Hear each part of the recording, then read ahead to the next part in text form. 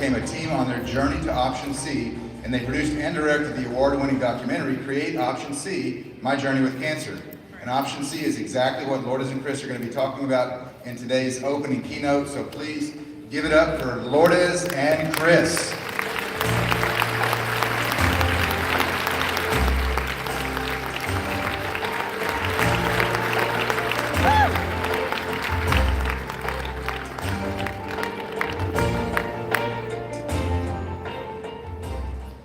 Good morning. Good morning. Good morning. You guys are awesome. You're already so energized. We're loving it.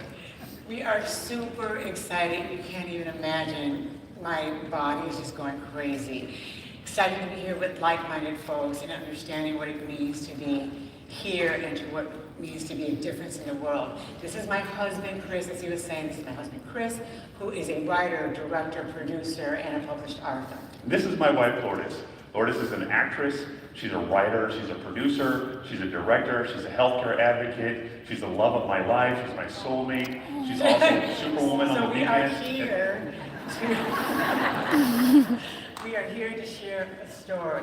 I'm going to share my story as a cancer survivor. My story is a story about support, and where I didn't have it for Lourdes to begin with, and where I became her strongest advocate, her strongest supporter. And then we're going to share our story that will become your story. And we're going to take fear out of the equation when it comes to cancer. Praise God. So we're going to take care of this when it comes to cancer, but we're also going to talk to you, today we're going to do a paradigm shift. You are not going to walk out of here feeling the same way about cancer as you did when you came in. And those that are watching at home, by the end of this, you will not think about cancer in the same way. That's our goal. Yes. And we're going to finally talk about Option C. And you're all like, ooh, Option C. That's why we came here. We want to know about Option C.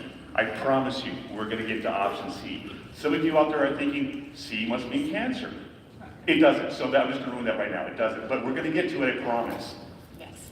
So we're going to talk about who Lourdes and I were before Lourdes was diagnosed with cancer. And then we're going to talk about after the diagnosis and who we were then. Because we're not doctors, so unlike a lot of the speakers you're going to hear today, we're not doctors, we're not scientists. What we're going to talk about today is just what we researched and what we discovered when we're trying to get Lourdes back to health. So we're going to talk about what we see cancer as. Yes.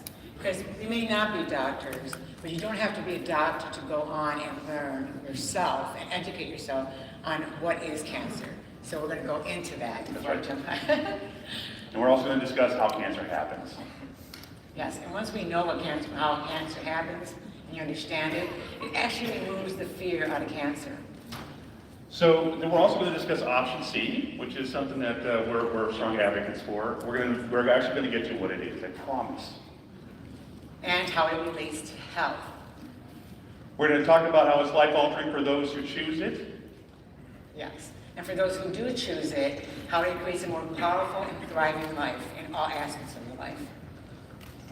And then we're going to talk about the future of Option C, which actually includes everybody in here. You're part of Option C right now just for being here. Those watching at home, you're part of Option C just seeing us right now.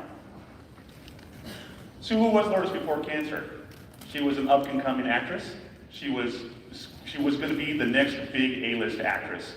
When we moved to Hollywood in such a short time, she had actually had more success than actors that had been their entire lives in Hollywood had seen. She had done television, commercials, print work. Oh yeah, I actually had a holding deal with CBS, which was a time where it's never been heard of anymore.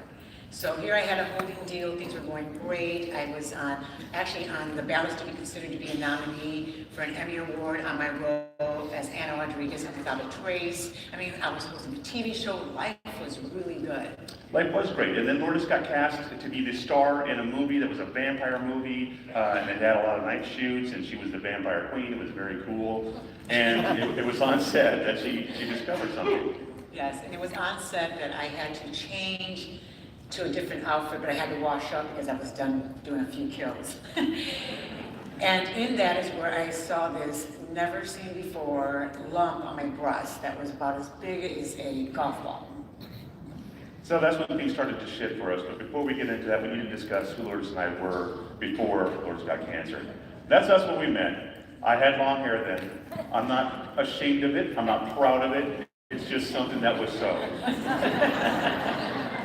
And we met in the theater department of the college, like Ty was saying, and we instantly had a rapport. And so Lourdes and I got together, we fell in love in college, we got married, and we were very much what you'd call a standard American diet, or sad. Yeah, it was very sad. Like everything was meat, meat, meat, meat, meat. And then if we did have veggies, it was kind of like everything that was in veggies that's good for you was cooked right out. It was mushy.